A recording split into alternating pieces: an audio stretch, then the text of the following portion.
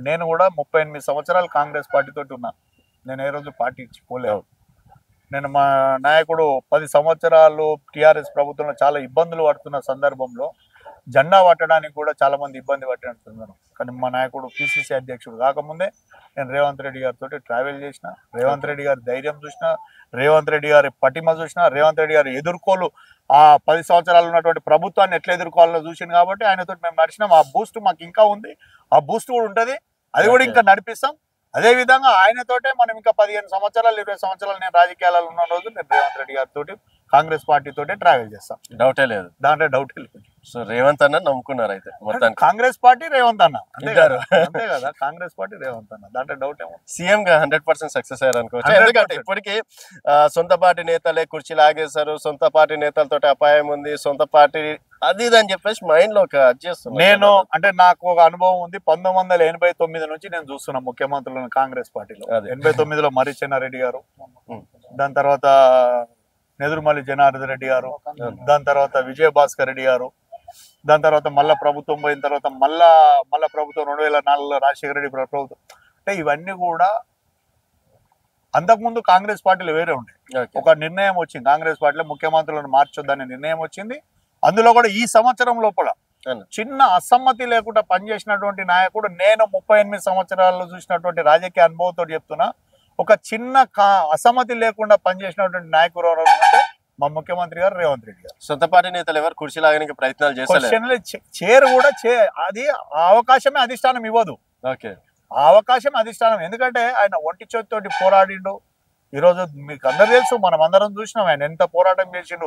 ఎప్పుడు అరెస్టులు, జైళ్ళు, నిర్బంధాల్లో అన్ని ఛేదించుకొని కదా వచ్చిండే. ఇప్పుడు మనం అందరం కూడా మేము ఆయన ఇచ్చిన పిలుపు, పార్టీ ఇచ్చిన పిలుపు ఏది ఇస్తే దాన్ని మేము అనుగుణంగా పార్టీకి అనుగుణంగా పనిచేసినాం. ఇప్పుడు కూడా భవిష్యత్తులో వారు ఏది ఆదేశించినా దాని గురించి పనిచేయాల్సినటువంటి అవసరం ఉంది. పార్టీ కార్యకర్తగా, నిబద్ధత కార్యకర్తగా తప్పకుండా మా నాయకుడు రేవంత్ రెడ్డి గారు, మా రాహుల్ గాంధీ గారు, మా మహేష్ కుమార్ గౌడ్ గారు ఏది చెప్తే చేస్తాం. అని ఇప్పుడు కొత్తగా ఒకటి వినిపిస్తుంది ఏంటంటే ఎమ్మెల్యేలు, చాలా మంది ఎమ్మెల్యేలు మన పార్టీలోకి రావడానికి రెడీగా ఉన్నారు అని చెప్పేసి, అలాగే వారితో కూడా సత్సంబంధాలు ఉన్న ఎమ్మెల్యేలు కూడా ఉన్నారంట. అందులో కేపీ వివేకానంద గారి పేరు కూడా ప్రధానంగా వినిపిస్తుంది.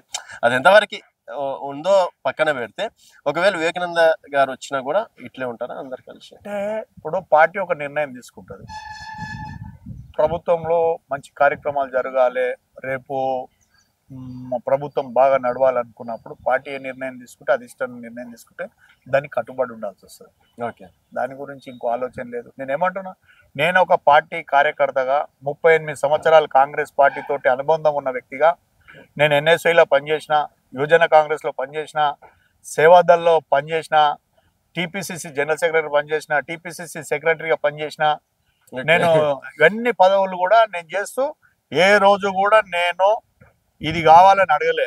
అధిష్టానం నిర్ణయించి వాళ్ళు ఏదైనా చేస్తా అన్నప్పుడు తప్పకుండా ఆ నిర్ణయానికి కట్టుబడి ఉండే వ్యక్తిని తప్ప పార్టీకి వ్యతిరేకంగానో లేకపోతే ఇంకో రకంగా మాట్లాడే వ్యక్తిని అసలే కాదు. ఇప్పుడు నెక్స్ట్ వచ్చే మున్సిపల్ ఎలక్షన్స్ కావచ్చు, తర్వాత జిహెచ్ఎంసీ కావచ్చు, అందులో కుత్బుల్లాపూర్ నుంచి డెఫినెట్ గా సత్తా చాటుతారా? మీ వంతు మా దగ్గర ఇంతకు ముందు కూడా ఏమన్నారంటే, ఇప్పుడు హనుమంత్ రెడ్డి గారికి టికెట్ ఇచ్చిన ఉండే, నేను 100% పార్టీకి పనిచేసిన.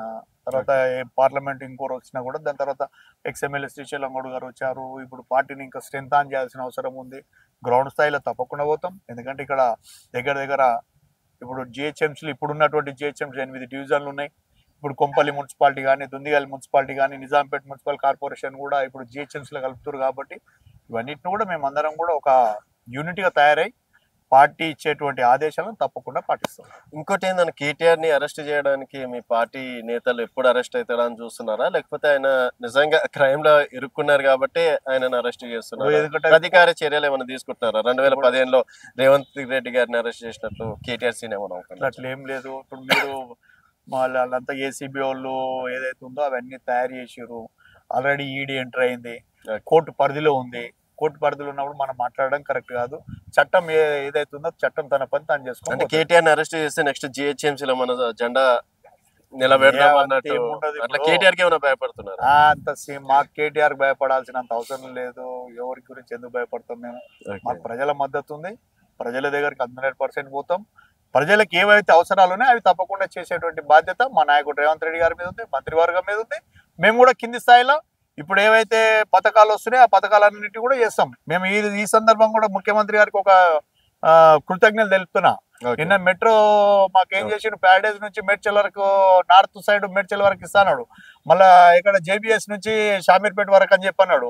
మెట్రో విస్తరిస్తున్నప్పుడు మేము కూడా ఇప్పుడు ఇక్కడ ఎంతమందికి కొత్బుల్లాపూర్, మేడ్చల్, కంటోన్మెంట్, ఉప్పలు, తర్వాత ఇప్పుడు ఇక్కడ ఇది గజ్వేళ్ళు, ఇక్కడ నర్సాపూర్, వీళ్ళందరూ కూడా ఇప్పుడు మెట్రో సౌకర్యం ఏర్పడుతుంది నియోజకవర్గాలకు సంబంధించి. కూడా గొప్ప నిర్ణయం కదా. నిన్న కొత్త సంవత్సరంలో ఒక మంచి నిర్ణయం తీసుకున్నారు. వారికి కూడా మీ ద్వారా నేను మా ముఖ్యమంత్రి గారికి కృతజ్ఞతలు తెలియజేస్తా ఉన్నా, మా మేడ్చల్ను నార్త్ సైడ్ మెట్రో తీసుకొస్తున్నందుకు. ఓకే. అండ్ ఇప్పుడు అంటే ఖజానానే లేదు ప్రభుత్వం దగ్గర, మీరేమో దాదాపుగా ఆయన కోట్లు అప్పులు చేసిపోయినారు, మేము మిత్తిలు కడుతున్నామని. నిన్న చూసినటువంటి లెక్కల ప్రకారం 1,20,000 కోట్లు అనేది ఒక సంవత్సరంలో తెలంగాణ తప్ప ఏ రాష్ట్రం తీసుకోలేదంట. అంత అప్పులు ఎందుకు చేస్తున్నారండి? అవన్నీ కూడా నేనేమంటున్నా, ఇప్పుడు ఎంత అవసరం ఉంటే గంతే చేస్తారు. ఇప్పుడు మా అసెంబ్లీలో కూడా చర్చ వచ్చింది. మా బట్టి విక్రమార్క గారు క్లియర్ గా చెప్పారు ఎన్ని కోట్లు అప్పులు చేసినాము. అది హరీష్ రావు గారు దాన్ని తప్పు వాదనగా తీసుకుపోయి ఇది చేసారు. దాన్ని పట్టుకొని మీరు మాట్లాడుతారు. హరీష్ రావు గారు మాట్లాడిందని మీరు పట్టుకొని మాట్లాడుతున్నారు. కూడా అన్నారు కదా, లెక్కలు ఉన్నాయి కదా, లెక్కలు ఉన్నాయి కాబట్టి బట్టి గారు చెప్పారు కదా. బట్టి గారు కూడా అసెంబ్లీ సాక్షిగా చెప్పారు కదా.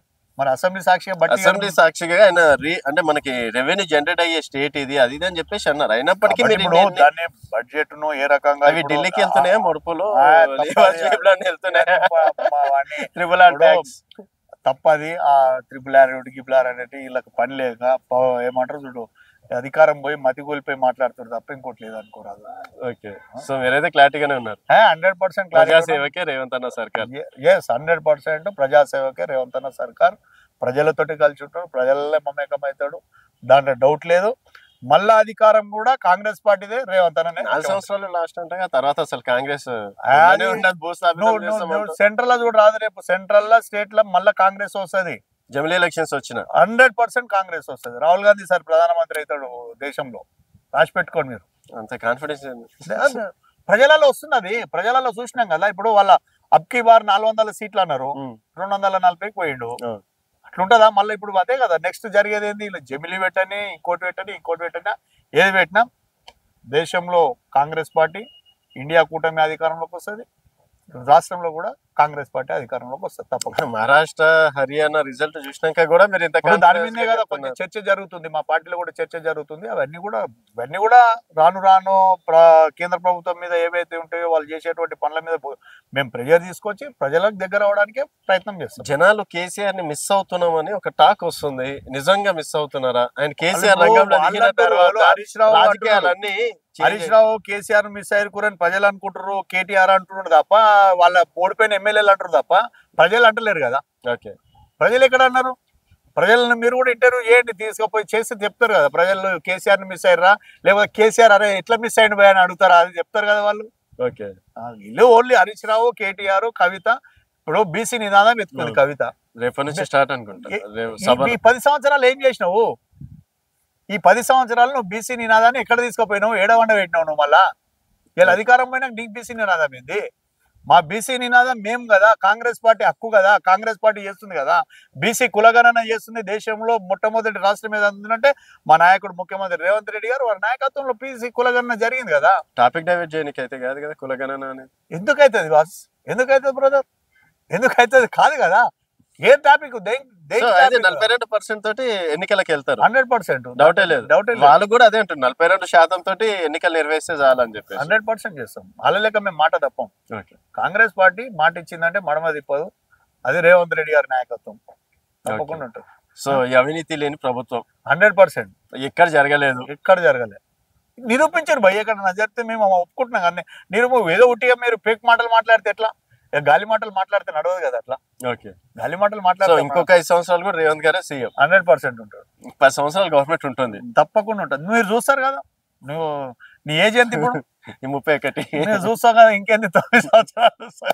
ఓకే అన్న, థ్యాంక్ యూ అన్న, థ్యాంక్ యూ సో మచ్. ఈ ఇయర్ కూడా మీకు కలిసి రావాలని కూడా తప్పకుండా మా ముఖ్యమంత్రి గారు, మా పార్టీ ఏ నిర్ణయం తీసుకున్నా దానికి కట్టుబడి ఉండే వ్యక్తిని.